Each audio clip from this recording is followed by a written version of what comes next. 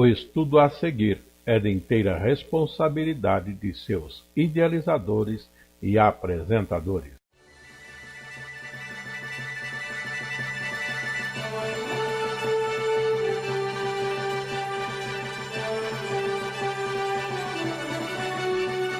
Dentro da série Personagens Bíblicos com Pastor Afonso Chaves, passamos a estudar a personagem Ana.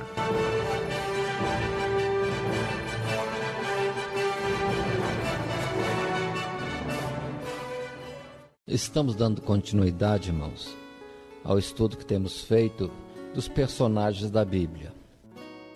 E cabe hoje o estudo de Ana, que veio a ser depois a mãe do juiz e profeta Samuel.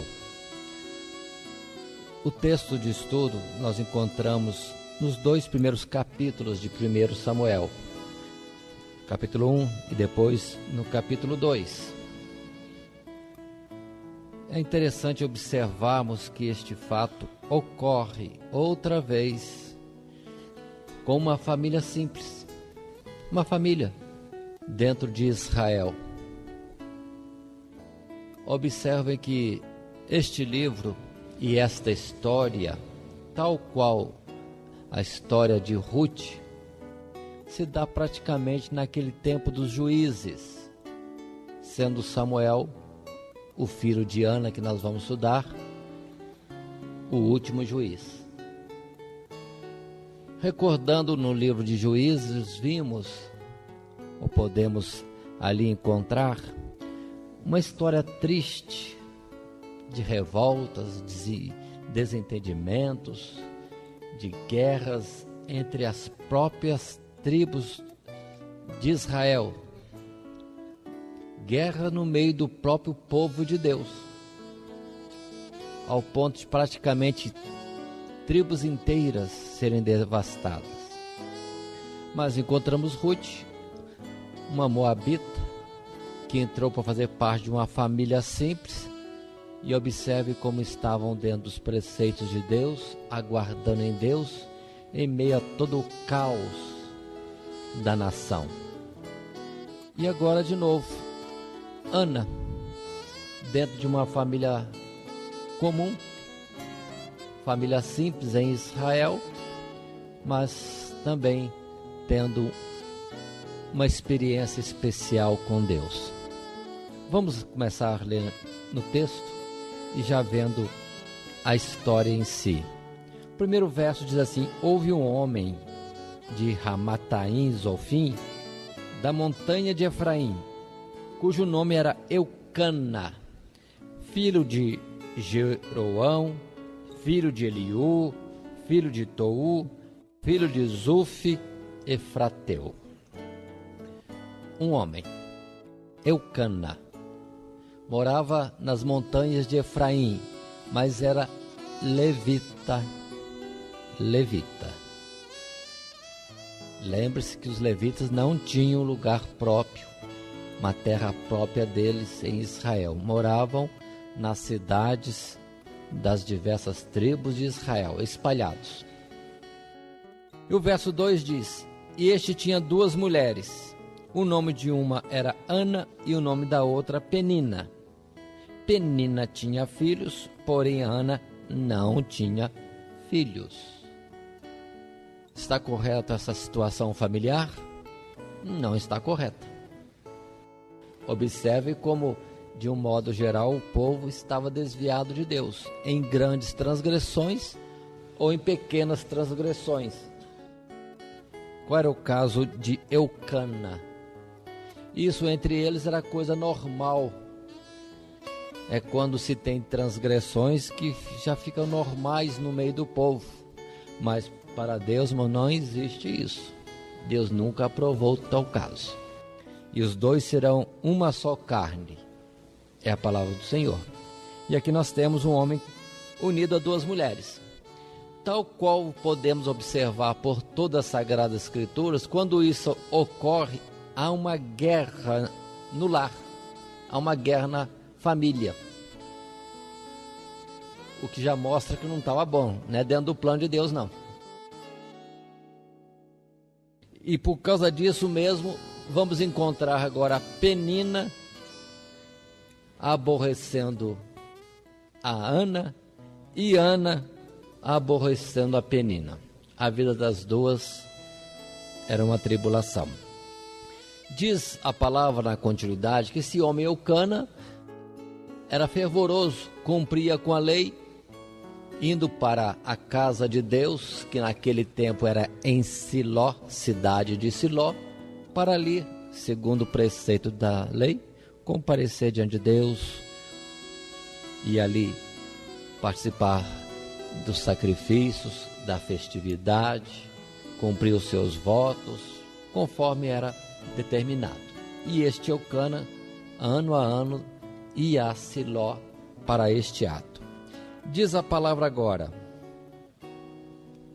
no verso 4: E sucedeu que no dia em que Eucana sacrificava, dava ele porções do sacrifício a Penina, sua mulher, e a todos os seus filhos, e a todas as suas filhas, porém a Ana dava uma parte excelente, porquanto ele amava Ana, porém o Senhor lhe tinha cerrado a madre.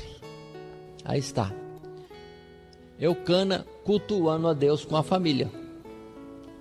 É um fato importante do passado, irmãos. As pessoas vinham de longe cultuar a Deus e traziam a família. Não sei se todos faziam isso, mas Eucana fazia isto, ano a ano. Descia toda a família, que deveria ser numerosa, para cultuar a Deus. E dentro daqueles sacrifícios, em especial o sacrifício pacífico, era um modelo de sacrifício, um tipo de oferta ao Senhor, em que havia a participação, como que num banquete, de toda a família na presença de Deus, e também beneficiando disso a casa sacerdotal. E assim Eucana fazia, mas no seu cuidado para compensar, e porque também amava de uma forma especial a Ana, reservava para ela uma melhor parte. Isso resolvia o problema? Não resolvia, porque diz o verso 6, em seguida, desta forma: E a sua competidora excessivamente a irritava para a embravecer, porquanto o Senhor lhe tinha cerrado a madre. Observe uma família assim, no cotidiano. Duas mulheres, guerra constante em casa. A palavra diz competidora. A competição estava dentro do lar. Tal qual no tempo de Jacó também encontramos as duas irmãs, eram irmãs, Leia e Raquel, em constante competição pelo marido. E aqui temos Ana e a sua outra companheira de lar, chamado Penina. Diz o verso 7 ainda: E assim o fazia ele de ano em ano, quando subia à casa do Senhor. Assim a outra a irritava, pelo que chorava e não comia. Esta era a vida de Ana, vida de aflição, disputando o marido, sem filhos e constantemente ridicularizada, constantemente provocada a ira pela outra. Constantemente, ano após ano. Não diz quanto tempo isso durou, não diz, mas fala assim que assim fazia de ano em ano. No verso 8 diz: Então Eucana, seu marido, lhe disse: Ana, por que choras? E por que não comes? E por que está mal o teu coração? Não te sou eu melhor do que 10 filhos? Mas quem poderia preencher o coração desta mulher? O amor do marido não era suficiente. Parece que faltava alguma coisa. Bom, irmãos, diz a palavra que se isso acontecia de ano em ano, houve um tempo, uma oportunidade que Ana teve uma ação correta. E a ação foi de comparecer diante do Senhor, apresentar ao Senhor a sua questão. Inicia o verso 9 dizendo assim: então Ana se levantou.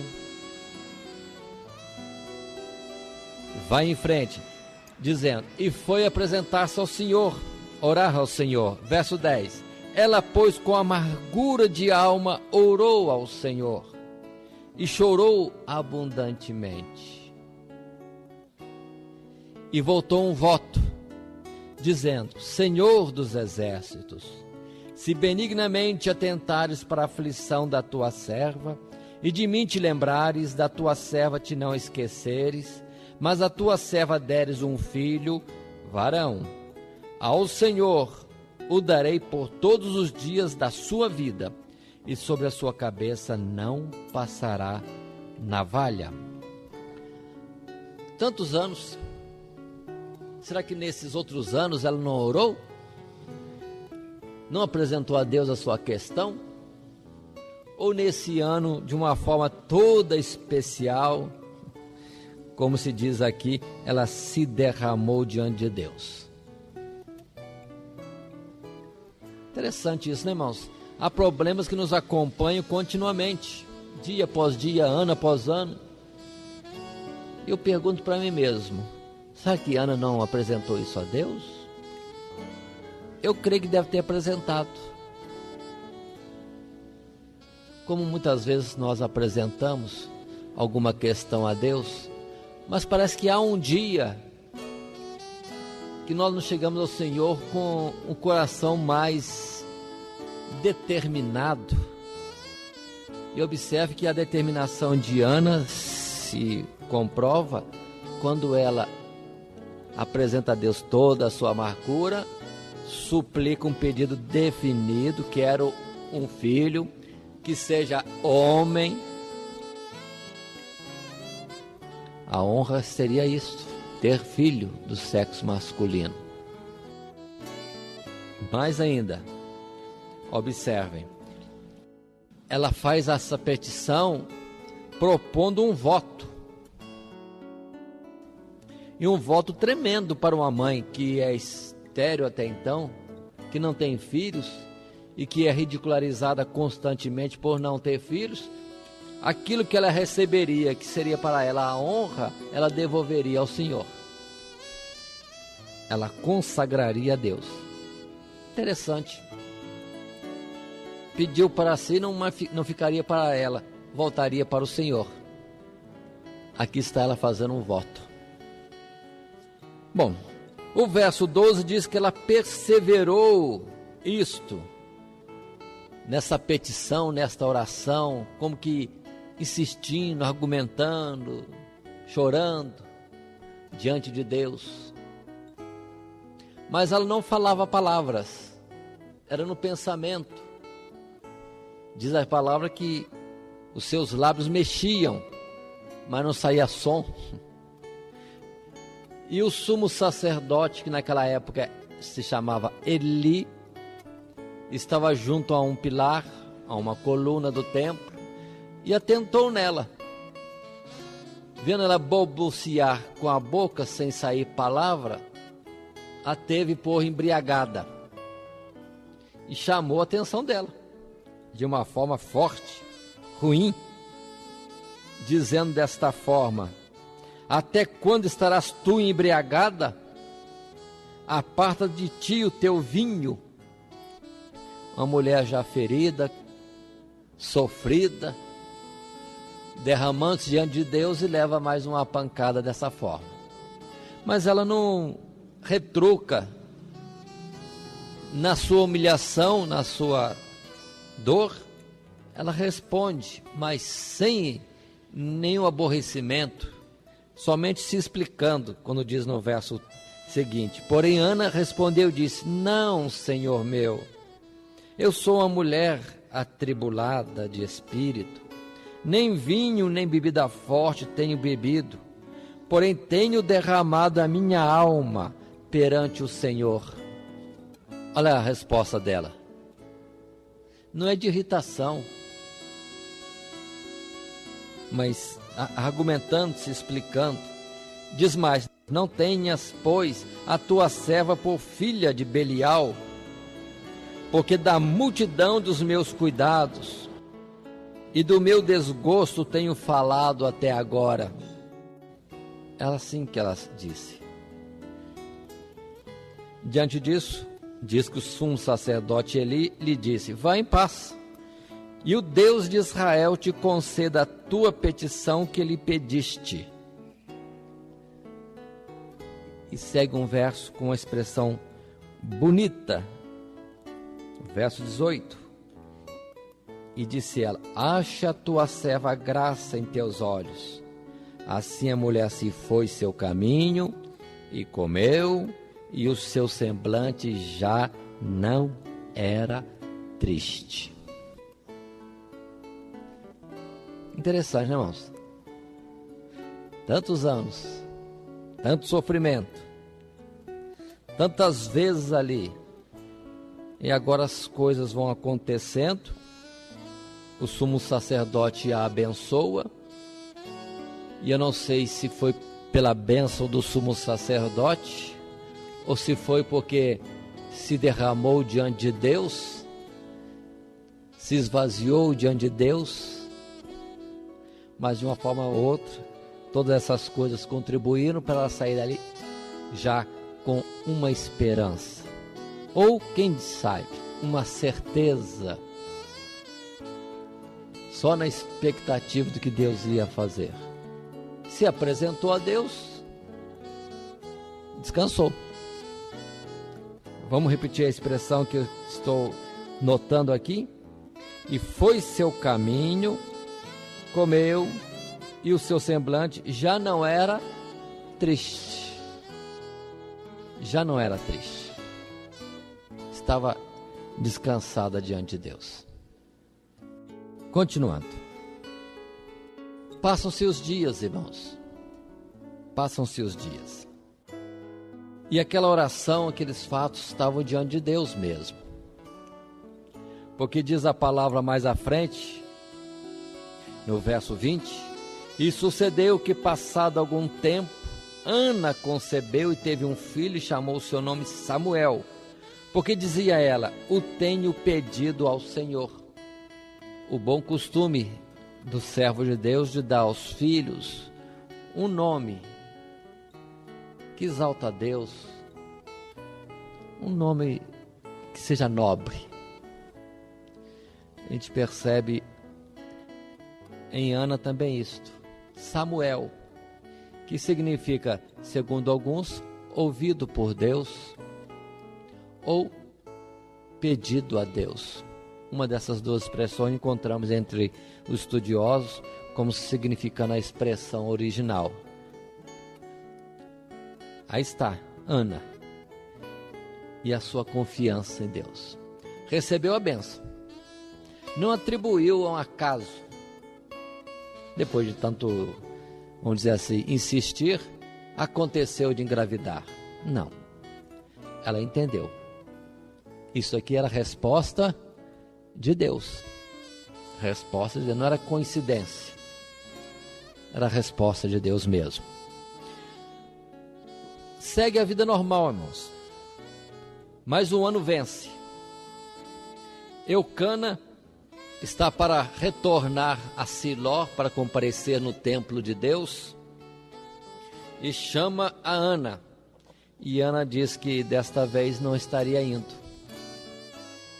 Estaria com o menino, estaria amamentando a ele ainda, e concluindo o tempo da amamentação, quando viesse desmamar, aí sim, ela subiria de volta à casa de Deus com o menino para deixar já entregue a Deus. Foi pedido a Deus, foi consagrado a Deus, foi prometido a Deus, e ela estaria fazendo isso no tempo oportuno. Observe que ela não teve pressa, ela tinha decisão. Cumpriu tudo, amamentou a criança. E observem que o marido diz para ela algo assim: no verso 23. E Eucana, seu marido, lhe disse: faze o que bem te parecer a teus olhos. Fica até que o desmames. Tão somente confirma o Senhor a sua palavra. Assim ficou a mulher e deu leite a seu filho até que o desmamou. E o 24, e havendo desmamado, o levou consigo, e diz a palavra, e o trouxe à casa do Senhor, e diz mais, e era um menino ainda muito criança. Paremos um pouco, irmãos, agora vamos tirar da vida de Ana alguma informação. Nada tem de especial nessa mulher, porque é uma outra mulher dentro do povo de Deus. O que temos de particular dela é que ela era sofrida por não ter filhos, ser estéril. Continua, o bom é que ela clama a Deus de uma forma total, determinada. Faz um voto. Deus responde a ela. E ela aqui está cumprindo o seu voto, devolvendo a criança para Deus. Qual o primeiro ensinamento aqui nesse ponto final, onde nós paramos? O fazer voto e o cumprir. Ah, como isso é sério. Como isso é sério. Em Eclesiastes, Salomão chega a dizer no capítulo 5, se não me engano, no verso 4, que quando nós formos na casa do Senhor, para estarmos prontos a ouvir e não a falar. E se fizermos um voto, que nós o cumpramos. É melhor não voltar do que voltar, prometer alguma coisa para Deus e não cumprir. Esta é a palavra de Eclesiastes, no capítulo 5. Mas gostaria de lembrar e fazer também menção do que está escrito em Números, no capítulo 30, verso 2. Podemos folhear a Bíblia. Números capítulo 30, verso 2. Uma história simples, pequena, uma determinação, uma instrução da palavra de Deus, lá do princípio. Quando diz assim no verso 2: quando um homem fizer voto ao Senhor, ou fizer juramento, ligando a sua alma com obrigação, não violará a sua palavra. Segundo tudo o que saiu da sua boca, fará. O que Salomão disse foi numa observação, mas isso era preceito antigo, das instruções, estatutos que Deus deu a Moisés para passar ao povo. O homem fez voto, tem que cumprir. Tem que cumprir. Mas observe o verso 3, que isso também refere-se à mulher. Também quando uma mulher fizer voto ao Senhor. A mulher fazendo voto. Só que aqui abre-se um parênteses.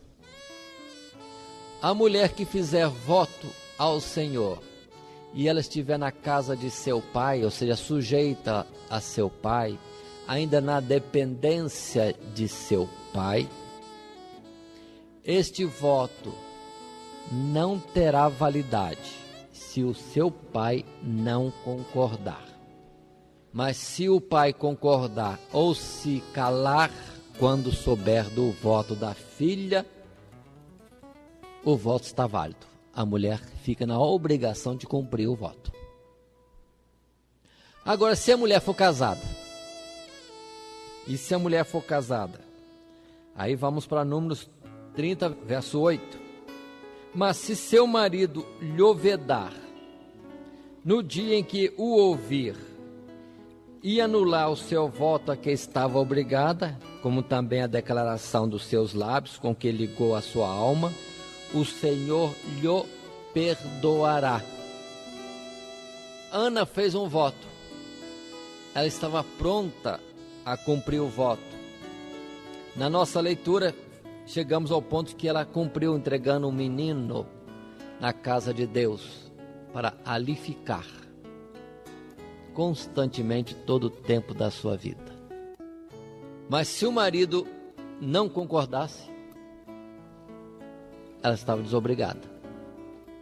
Observe, irmãos, o zelo de Deus.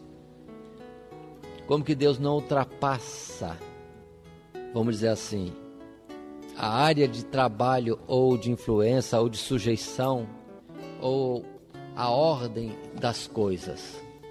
Deus é Deus de tudo, de marido e de mulher, de pai e de filha.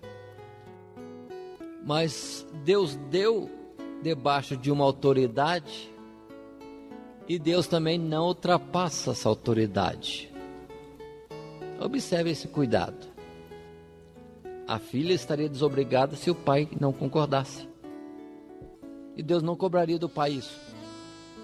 A mulher estaria desobrigada se o marido não quisesse. Deus não cobraria do marido isso. Olha o respeito que temos aqui. Mas o homem, irmãos, é chamado para ter consciência do que está sendo feito. Ele foi chamado para estar à frente como cabeça. E a mulher sujeita, sendo filha ou sendo esposa. Observe como é importante isso para a vida das irmãs, esses detalhes. E para os irmãos também ver a honra com que Deus cerca a cada um de nós, como sendo pais ou maridos. Deus está observando e atento, e Deus não fura, vamos dizer assim, esta sequência, não ultrapassa os limites da autoridade já dada a alguém. Mas vamos voltar ao caso de Ana.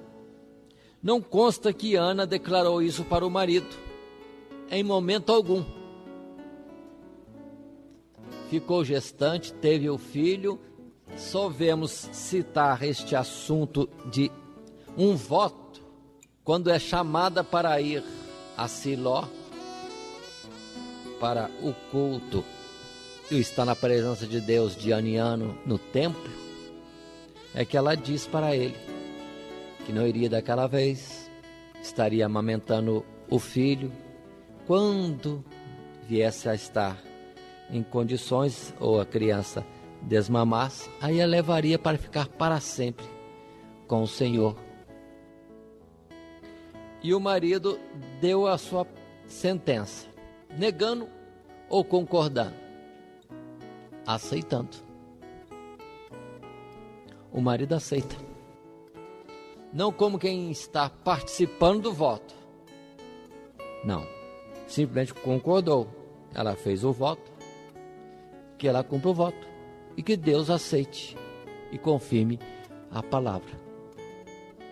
A partir daí, ela estava compromissada. Antes, ela estava determinada, mas não estava livre ainda. Agora ela está livre para cumprir o voto, não só livre, como também agora está compromissada diante de Deus. Livre pelo marido e devendo a Deus. E ela o faz. Olha que importante esse ponto, irmãos. Votos são para serem cumpridos. Deus não aceita palavra de tolos, diz a Escritura. Eu vou colocar uma coisa aqui, não como amenizando, porque a tendência de muitos dentre nós é, no aperto, falar precipitadamente. Fazemos votos grandes e pequenos, votos possíveis e votos impossíveis. E como ficaria no caso de uma impossibilidade? Entendo que se há possibilidade, nada nos deixa desculpado. Mas numa impossibilidade, quando fazemos um voto que na pressa fazemos, depois vamos perceber que nós não conseguimos. É impossível, por uma razão ou outra. Na palavra de Deus, temos em Levítico, capítulo 27, uma exposição longa sobre votos, a avaliação de votos, ou das pessoas que votam, ou do que foi votado. E ali, não muito claro, parece que Deus aceita a substituição, mas dentro do mesmo valor, dentro da mesma validade, vamos dizer assim. Então observam, se alguém fez voto e não cumpriu ainda por uma impossibilidade, busca substituição. É difícil para nós trazermos palavras da lei para a atualidade. É difícil, muito difícil. Mas, entretanto, vamos considerar o seguinte: se em alguma coisa precipitamos com a nossa palavra, diante de Deus, num compromisso, num voto, e não conseguimos fazer, que não seja por negligência, repito, por displicência, por impossibilidade, vamos buscar o Senhor, irmãos, e pedir perdão, porque já somos devedores, temos falhado. Estamos falando assim porque em Jesus a justiça e o seu sacrifício na cruz do Calvário é suficiente para perdoar todo e qualquer pecado. Mas não vamos fazer isso continuamente como negligência. E podemos até dizer o seguinte: em qualquer situação, vamos pedir socorro ao Senhor, porque nele nós temos a saída, o escape das nossas transgressões, até mesmo em votos. Mas vamos continuar, o assunto é Ana. Mais um pouquinho. Ainda no primeiro capítulo, no verso 26, encontramos Ana falando com o sumo sacerdote Eli, e diz assim: ah, meu Senhor, viva a tua alma, meu Senhor, eu sou aquela mulher que aqui esteve contigo para orar ao Senhor. Por este menino orava eu, e o Senhor me concedeu minha petição que eu lhe tinha pedido. Pelo que também ao Senhor eu o entreguei por todos os dias que viver. Pois ao Senhor, Deus, Jeová, foi pedido, e ele adorou ali ao Senhor. Observem que a mulher dá o testemunho para ele que aquilo que foi pedido, Deus consentiu, Deus deu, e agora ela consagrava a ele o próprio Senhor Deus. No capítulo 2, irmãos, falando ainda de Ana, nós temos um momento bonito, porque parece-nos, na linguagem nossa hoje, Ana foi cheio do Espírito Santo. Porque diz assim: então orou Ana e disse, e a sua oração é daquelas orações do tipo do cântico de Miriam, a palavra proferida por Isabel quando foi visitado por Maria, mãe de Jesus, pela própria palavra de Maria também, ou Zacarias. Essas palavras três últimas encontramos em Lucas,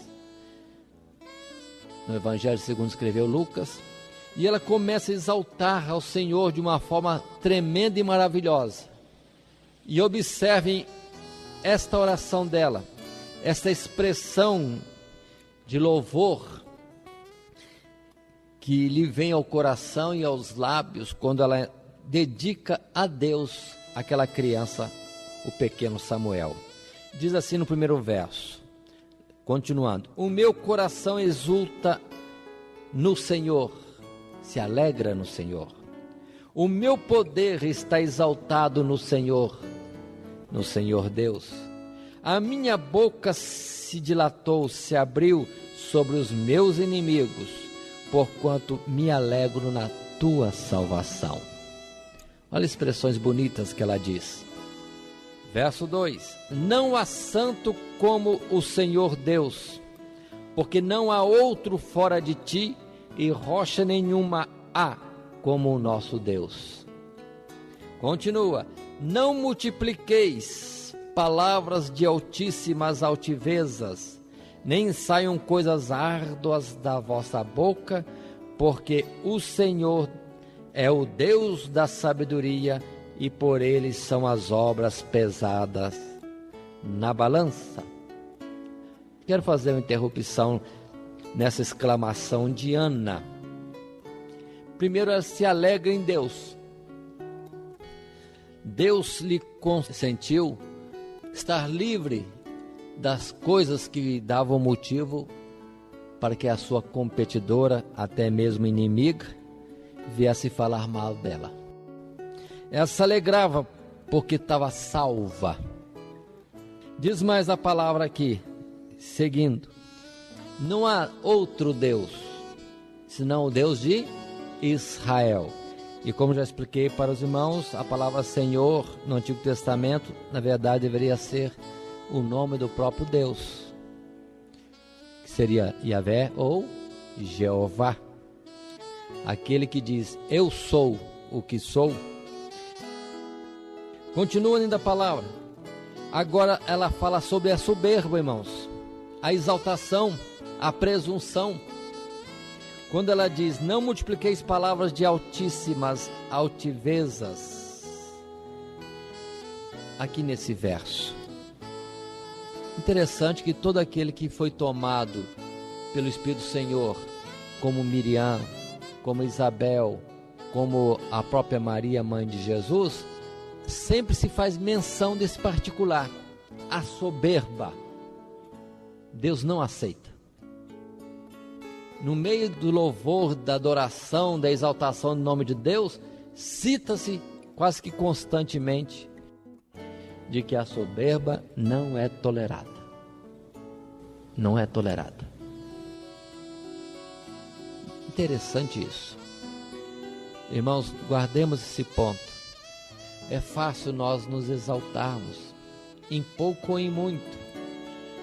Observe que Ana, ainda que numa questão de família, estava constantemente sendo humilhada pela sua companheira, constantemente. Noutra colocação, poderíamos dizer que a sua companheira constantemente se exaltava e se soberbecia sobre Ana. Quando Deus agora muda esta situação, aniquilando, tirando aquilo que fazia Ana estar tão humilhada, começa assim, mas qual seria também o resultado depois do juízo de Deus sobre Penina? A palavra não fala, não dá aqui detalhes, mas diz que tudo está sendo pesado em balanças diante de Deus. Mas dentro das Sagradas Escrituras, lembro do Salmo 19 e o verso 13, quando Davi orava desse jeito: também da soberba guarda o teu servo, para que se não assenhorie de mim. Então serei sincero e ficarei limpo de grande transgressão. Salmo 19, verso 13. Mas voltemos. Precisamos ter cuidado, irmãos. Às vezes nós nos exaltamos, nos ensoberbecemos contra o irmão em pequenas coisas. Porque ele tirou a nota menor, porque não foi aprovado no concurso, porque ele está menos bem vestido que nós, ou porque o carro dele não é tão bom como o nosso, ou a casa dele não é tão bonita como a nossa. Quanta coisa boba. Entretanto, isso diante de Deus está sendo considerado. Muitas são situações que envolvem as pessoas, e eu percebo muitas vezes alguém brincando com o outro, ridicularizando por uma particularidade, fala aquilo como brincadeira, mas na verdade lá no fundo é maldade, é soberba, é exaltação, é presunção nossa contra outro. Quando Paulo, em Coríntios, capítulo 3, primeira carta, ele fala que uns dizem eu sou de Paulo, outros dizem que é de Apolo, outros dizem que é de Cefas, e outros dizem que é de Cristo. Nós consideramos muito essa expressão como sendo de divisão no meio do povo. Mas Paulo falou que toda vez que nós fazemos isso, nós ensoberbecemos a favor de um contra o outro. Cuidado com essa nossa expressão muitas vezes, quando nós falamos em um tom que pode ser de presunção ou de soberba. Eu pertenço a tal igreja, eu sou do ministério do tal pastor. Coisas pequenas às vezes, irmãos, mas tem o seu toquezinho de presunção e soberba. O meu salário é tanto. Até isso, que infelizmente, não se vigiando, vira questão de soberba contra alguém. Como Penina aqui, que se ensoberbecia contra a companheira Ana, porque ela tinha filhos e a outra não tinha. Mas continuemos. A oração de Ana. Também aqui, outro ponto podemos destacar na continuação. Lendo primeiro, o verso 4. O arco dos fortes foi quebrado, e os que tropeçavam foram cingidos de força. Os que antes eram fartos se alugaram por pão, mas agora cessaram os que eram famintos. Até Estéril teve 7 filhos, e a que tinha muitos filhos enfraqueceu. O Senhor Deus é o que tira a vida e a dá, faz descer a sepultura e faz subir ou tornar a subir dela. É o Senhor Deus quem empobrece e enriquece, abaixa e também exalta. Levanta o pobre do pó e desde o esterco exalta o necessitado, para o fazer assentar entre os príncipes, para o fazer herdar o trono de glória. Porque do Senhor Deus são os alicerces da terra, e assentou sobre eles o mundo. Para um pouquinho aqui. Observe esse contraste, irmãos. Do que está bem elevado, em boa situação, de força, de qualquer outra coisa, é abatido, e o que está abaixo é levantado. Se ficarmos só nessa expressão, estamos incorretos. Na verdade, o que está elevado, em posição boa, posição melhor, é abatido se nele houver soberba, se nele houver exaltação. Mas se alguém consegue estar elevado sem se ensoberbecer, Deus pode até mesmo levantá-lo mais. O que está em pequenez, em situação menor, mais baixa, humilde, sendo em força, em riquezas, etc. Mas se ele estiver humilde naquela situação, na presença do Senhor, Deus o usa dele para colocar em posições mais elevadas. Deus não eleva porque é pequeno e pobre ou fraco. Nem Deus abate porque é rico ou forte ou está alto. Não. A questão é tão somente a exaltação e a humilhação. Quem está em soberba, em presunção e em exaltação, está perto da queda. E aquele que está humilde, em qualquer que seja a sua posição, por Deus pode ser mais elevado ainda. Irmãos, há uma tendência nós considerarmos que aquele que está em posição elevada é soberbo. Não podemos tomar isso não. Porque há pessoas que estão em situação de humilhação e continuam soberbas, continuam exaltadas. Precisamos perceber essas coisas. O Espírito de Deus pode revelar isto. É interessante que quando João Batista veio trazendo a mensagem do Evangelho, preparando o povo para receber Jesus, que já estava entre eles, João Batista fala no mesmo tom: os montes serão abatidos e os vales serão elevados. O que quer dizer isso? Não vi Jesus comandando um grupo de tratores, fazendo a terraplanagem nas montanhas, no morro, e jogando a terra nos vales para fazer uma planície, não. O sentido é espiritual. Todo aquele que está elevado, Deus abate para uma posição de equidade com os que estavam baixos e vão ser elevados. O que está alto abaixa, o que está baixo é elevado, para que haja equidade. Por isso, aquele que está em uma situação elevada, toma cuidado, até se humilha mais na presença de Deus. Porque ele fazendo isto, está se resguardando de que Deus venha fazê-lo, cobrando alguma soberba ou presunção.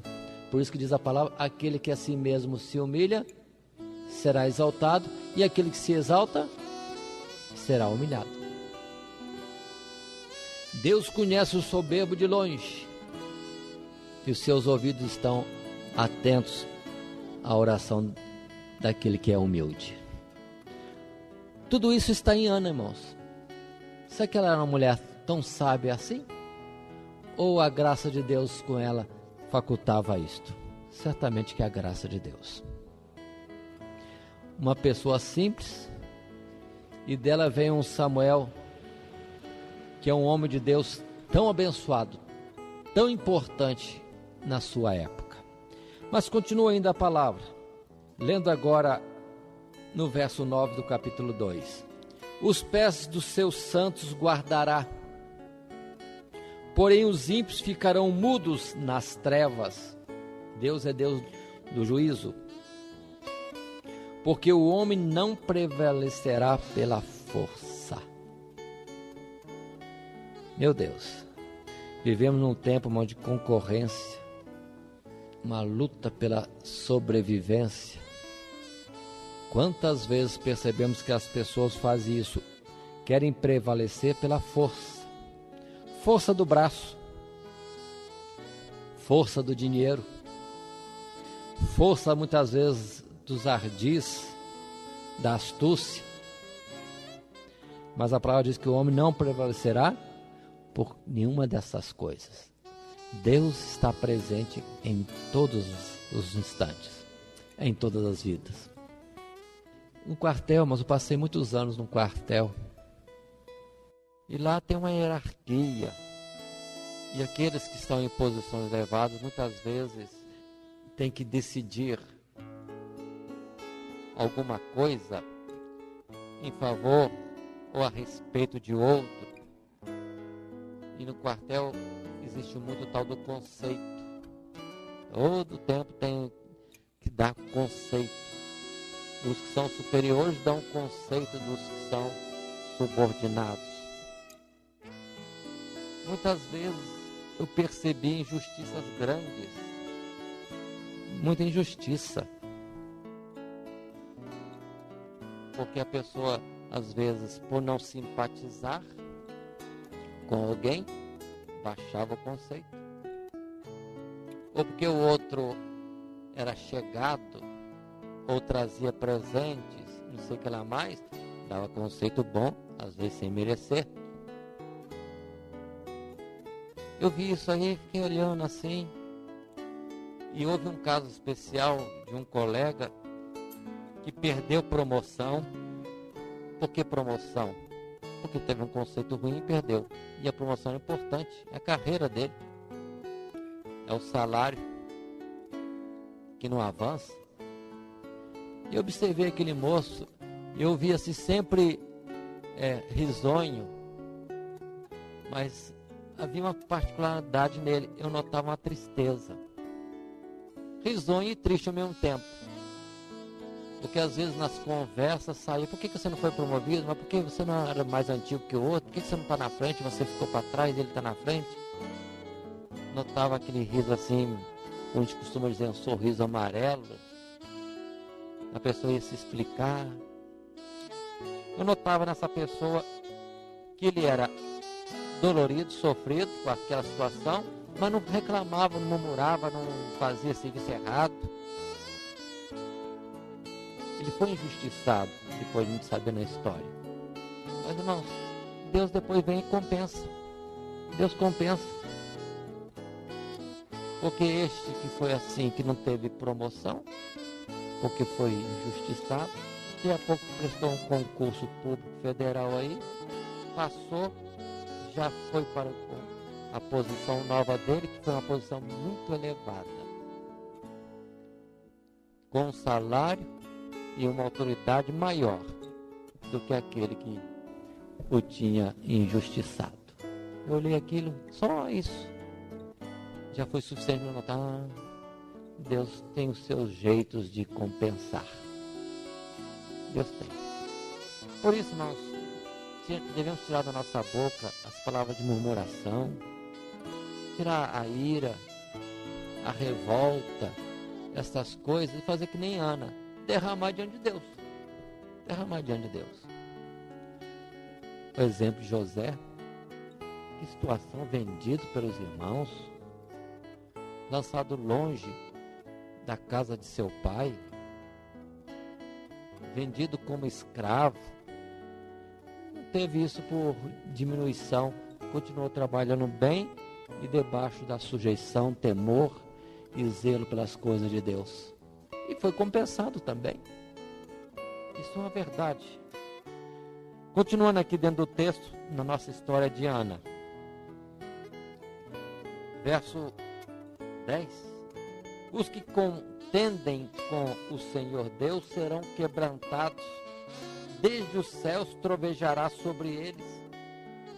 O Senhor Deus julgará as extremidades da terra e dará força ao seu rei e exaltará o poder do seu ungido. Olha as expressões. Ela estava falando mesmo cheia do Espírito de Deus, irmãos. Não foi dela mesmo.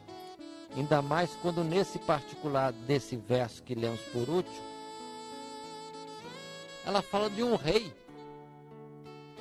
Que Deus dará força ao seu rei. E em Israel não tinha rei. Visível não. E nós lemos no estudo de Juízes que naquele tempo cada um fazia o que bem entendia porque não tinha rei. Mas Ana menciona um rei.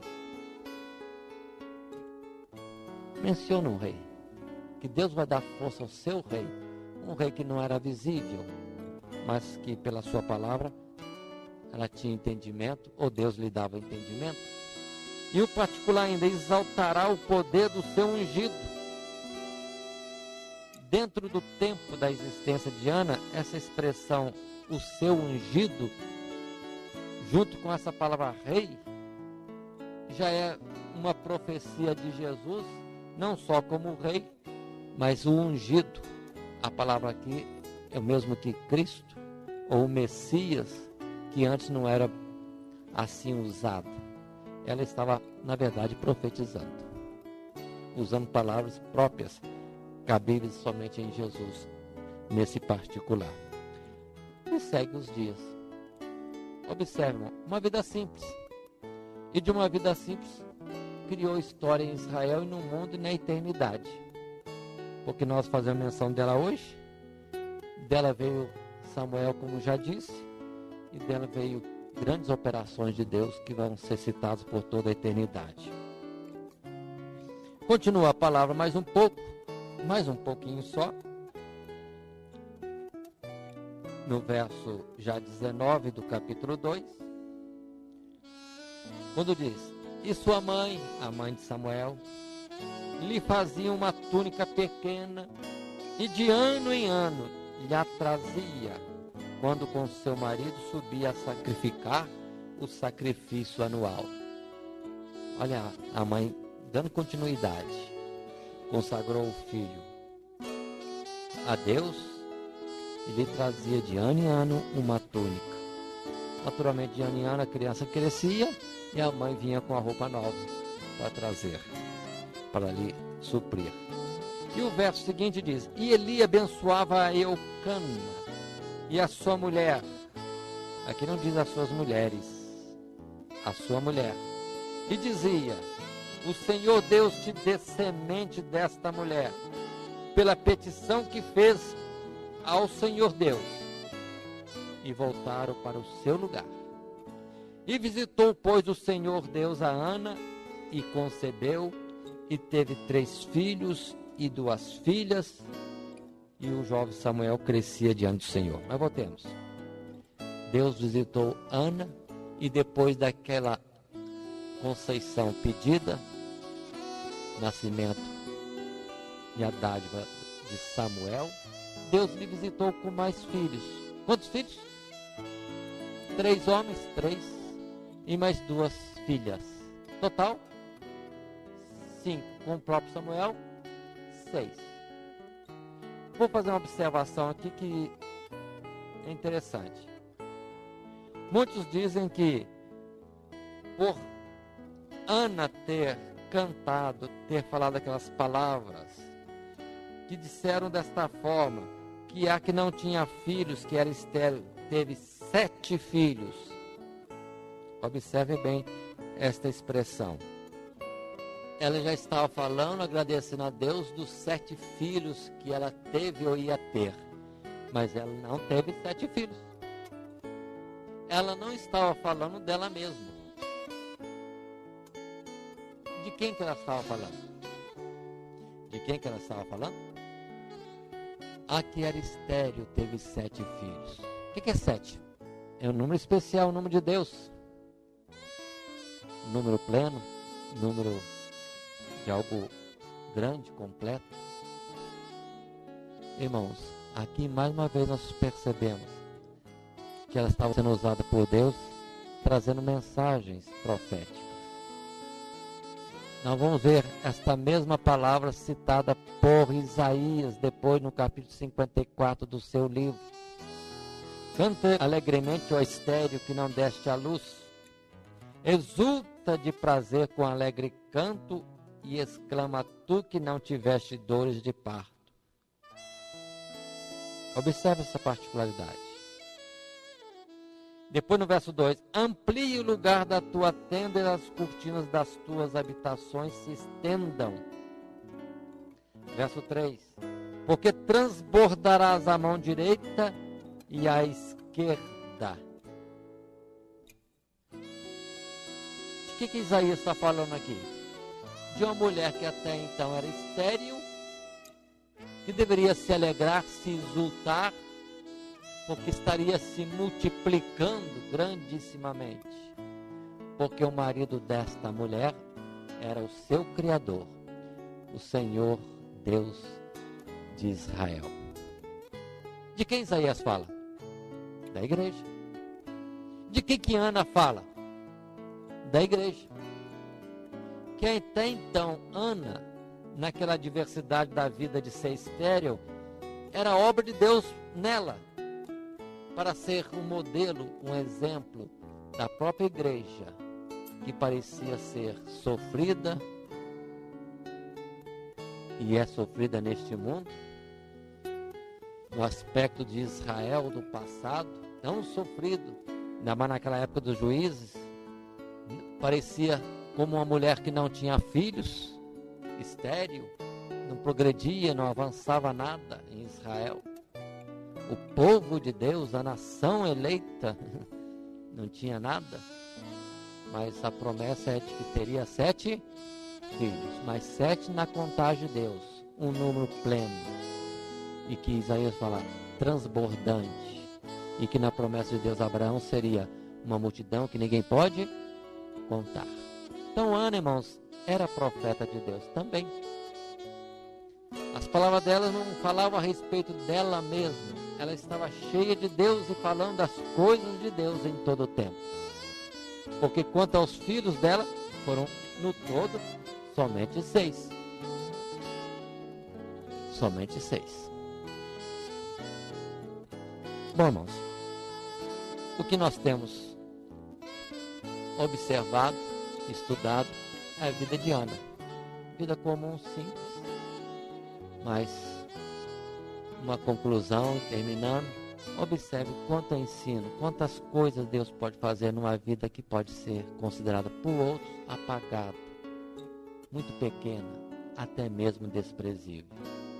Como que Paulo falou, que Deus chama as coisas que não são para confundir as que são. Continua o processo. Portanto, se alguém se glorie, disse Paulo, não glorie-se em si mesmo em coisa alguma. Mas se alguém se glorie em Cristo Jesus. A Ele pertence toda a honra e toda a glória.